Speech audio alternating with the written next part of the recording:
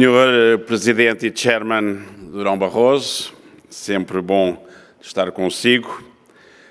Senhor Presidente do Conselho Diretivo da Diáspora, o António Calçada Issa, uma força da natureza e um polo de energia e de execução, portanto, muito focado na ação, e isso é fonte de resultados. Aliás, eu tive o privilégio de ser, durante alguns anos, Presidente do Conselho Consultivo do Conselho da Diáspora e pude ver o trabalho determinante que é feito, a começar pela orientação geral e estratégica do Presidente Durão Barroso, pela execução do Presidente do Conselho Diretivo, do António Calçada Issa, por toda uma equipa e, acima de tudo, pelo ativo brutal que é a diáspora para uma economia, um país como Portugal e uma realidade aberta e pulverizada como a nossa. Eu agarraria hoje aqui o tema da relação Europa-África do ponto de vista económico, fazendo um exercício justamente do paralelismo que existe entre as duas realidades. Ou seja, se formos ver bem, ambos os continentes e ambas as economias estão confrontadas com os mesmos desafios. Ele é a captação de investimento, nomeadamente externo, ele é o fomento da internacionalização e das exportações, ele é a aceleração de um crescimento sustentável e inclusivo, sim, isso também é válido para a Europa, e depois ele é o debelar custos de contexto concretos.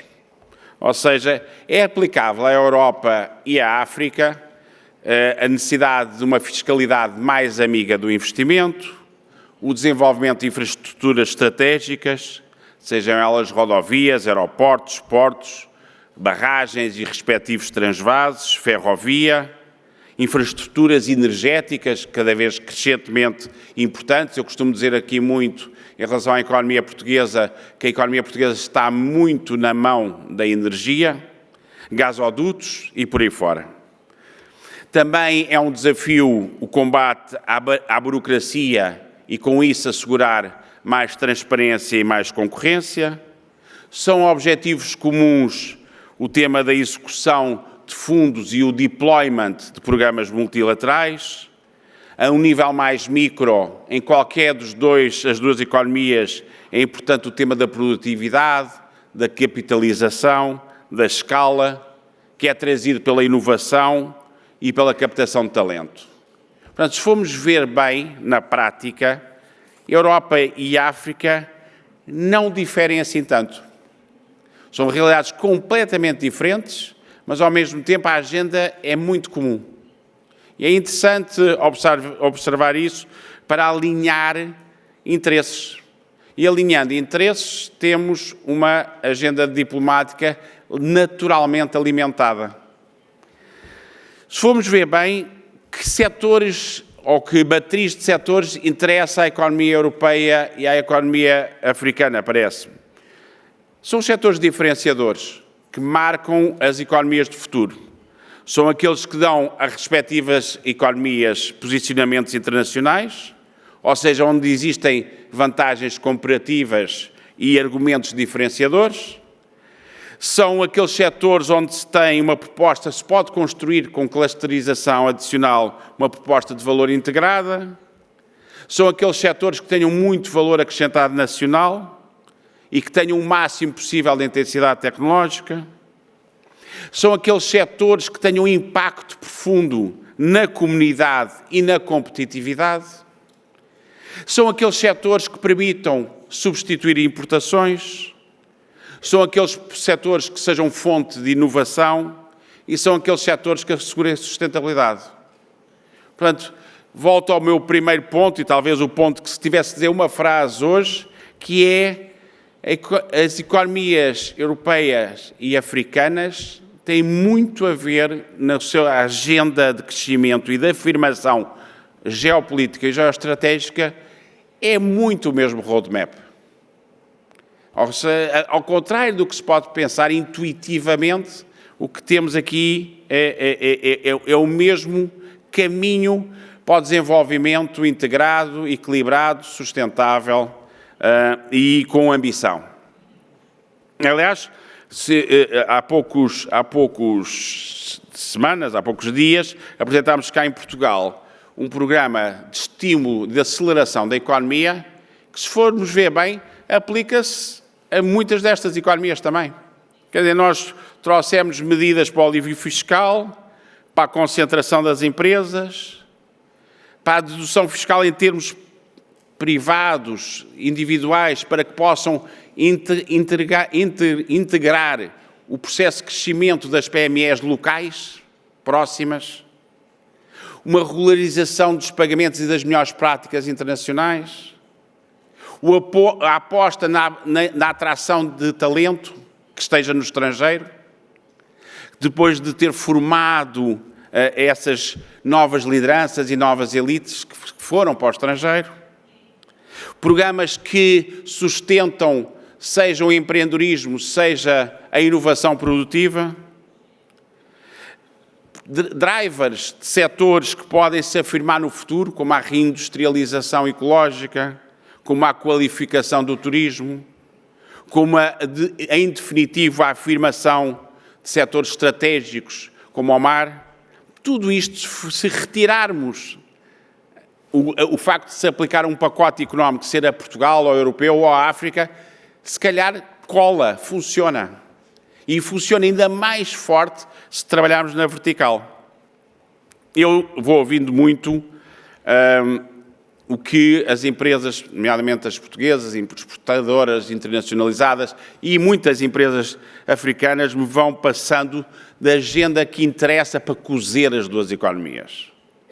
Se formos ver bem, e fazendo aqui uma síntese, ouço falar, desde logo, em cooperação muito mais intensa. O que eu chamo de cooperação institucional entre as próprias administrações públicas, agências, institutos dos vários países, seja europeus, seja africanos. Isso faz todo o sentido. Ouço falar no reforço de linhas de convenção, no reforço das ECAs, no reforço dos seguros de crédito. Isso faz todo o sentido. Ouço falar na prática cruzada de formação, de qualificação, de altos quadros das administrações públicas de ambos as economias, ambos os blocos. Isso faz todo sentido. Quando se há uma aposta profunda, seja em África, seja na Europa, a nível de transição digital e climática, é a mesma agenda.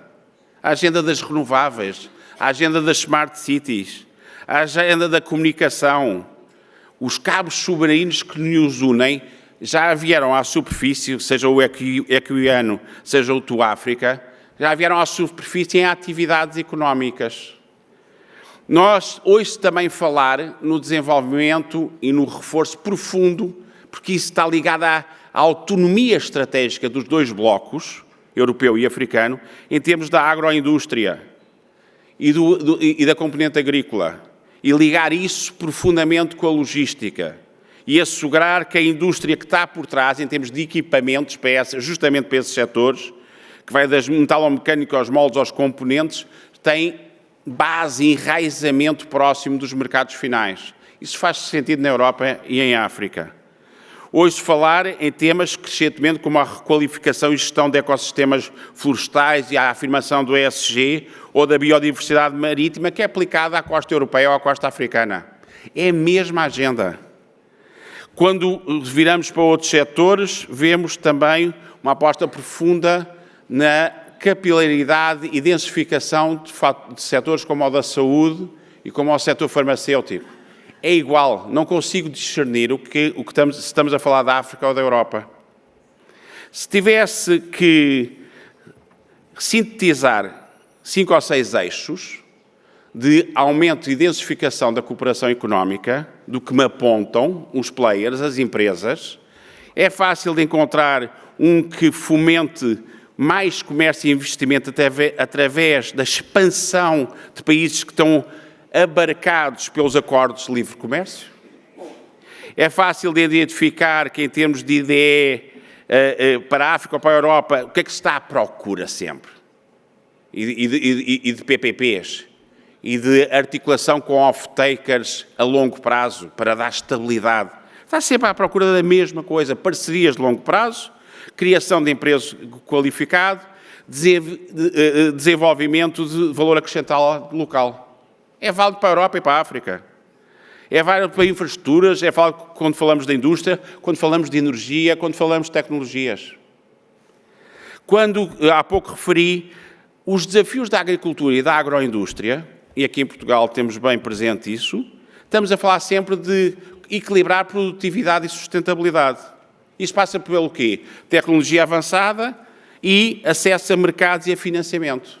É válido para a Europa e para a África. A nível da educação e da capacitação, o grande desafio é fomentar mais viveiros de empreendedores e de microempresas. É válido em ambas as economias. Portugal está confrontada com um inverno demográfico. Também nós teremos que saber captar talento. Não é diferente da África. Quando afirmamos que é preciso enraizar uma economia verde e a gestão de resíduos e a conservação de biodiversidade, não é possível discernir se estamos a falar da Europa ou da África. E quando chegamos à prioridade da saúde como caminho para o bem-estar social, em termos de reforço das infraestruturas médicas, acesso a medicamentos, formação de profissionais de saúde, é válido para os dois blocos. Por fim, quando juntamos turismo, cultura e conhecimento, ou seja, tirar partido da riqueza cultural e natural e o posicionamento das campanhas e das economias, através do intercâmbio cultural com valorização das culturas desses dois blocos, estamos a falar da mesma agenda. Ou seja, na prática, quando nós queremos afirmar estes clusters, seja em Portugal, na Europa, seja em África, estamos a falar de termos claro quais são as capacidades nacionais prioritárias. Ou seja, as nossas economias querem se afirmar em que áreas de especialização e com que base tecnológica e industrial. Estamos a falar em alinhar contratação pública com os melhores critérios internacionais em termos de melhores práticas. É válido para os dois blocos. Estamos a falar em desenvolver profundamente centros de formação e de capacitação e de qualificação, porque essa é a verdadeira chave do futuro através das novas gerações. Estamos a falar da capacitação de fornecedores em rede, aproximando-os dos grandes grupos económicos virtuosamente. E estamos a falar em estimular missões específicas de diplomacia económica. Portanto, se formos ver bem, e para terminar, quando falamos da Europa e da África, estamos a falar em que as economias só ganham em estarem mais integradas. Ambas podem compensar-se o fator demográfico, se mais juntas, ou ambas ganham uma escalabilidade no seu mercado só comparável com os tais blocos verticais do mundo. Ambas estão apostadas num estímulo à inovação. Têm esse desafio pela frente. Depois, se repararmos bem, face aos desafios globais de captação de competências críticas e estratégicas e no investimento em recursos diferenciadores, as competências são complementares. E isso é um caminho, é um passaporte para a integração e articulação das economias. O potencial de cooperação, como disse, é brutal. Se conseguimos colocar a esfera pública de ambos os blocos a aproximar-se em termos de desenvolvimento e partilha de experiências e de processos e de competências. E, ao mesmo tempo, conseguimos que isso esteja com vista à captação de investimento privado para ambos os blocos de longo prazo, com desenvolvimento de tecnologia e promoção de talento, estamos a conseguir uma energização da economia mundial como poucas vezes foi vista, a meu ver. Portanto, se formos atentar bem, os vetores de crescimento comuns são todos aqueles que têm, basta pôr uma lente, o que é que tem impacto? Impacto tem o que soubermos fazer em conjunto na energia, começaria por aí, na educação, na saúde, nas infraestruturas, na agricultura e nas comunicações. Ambos têm competências que podem acelerar esse desenvolvimento. A articulação das multilaterais pode fazer chegar a projetos concretos o que há claramente disponível, que é capital que não está a chegar ao terreno e que está levantado a nível internacional. Estou profundamente convencido que se articular mais as multilaterais e se fizer mais projetos conjuntos, tudo isto funciona com outra eficiência e outra capacidade. E, por fim, obviamente, o intercâmbio do talento. Não tenho muitas dúvidas que a nossa talento jovem, se conhecer melhor a África, se for mais à África, se investir mais em África, vai um dia trazer para a Europa uma riqueza, uma amplitude de informação, de sensibilidade, de conhecimento, de abertura mental, e deixa-me dizer isto, de juventude, de força, de energia, que a Europa só tem a ganhar. E se nós soubemos, na Europa, captar talento da África, que possa conhecer melhor as nossas realidades, os nossos grupos e as nossas práticas, e um dia em conjunto haver um spread over desta gente que se cruzou jovem, nessa altura nós teremos a energia que precisamos e a África terá um acelerador, a meu ver, natural de crescimento. Portanto, acho que se numa relação equilibrada tivermos bem a consciência do quanto afinal não estamos só alinhados, mas quanto afinal na prática a agenda, os desafios e o caminho do futuro é muito parecido, nesse dia teremos entendido melhor onde é que está a chave do futuro e, acima de tudo, teremos tomado nas nossas mãos essa agenda de crescimento que não está tanto dependente de outros blocos e de outras realidades. Acredito mesmo que tudo o que se faz aqui tenha acompanhado e que o António Calçado Sá promove e o Conselho da Diáspora promove e o Euráfrica promove, é exatamente o tipo de iniciativas em que nos faz pensar e depois nos alinha caminhos de execução. E quando pensamos virados para a ação, é meio caminho andado para fazer acontecer. Muito obrigado e boa sorte.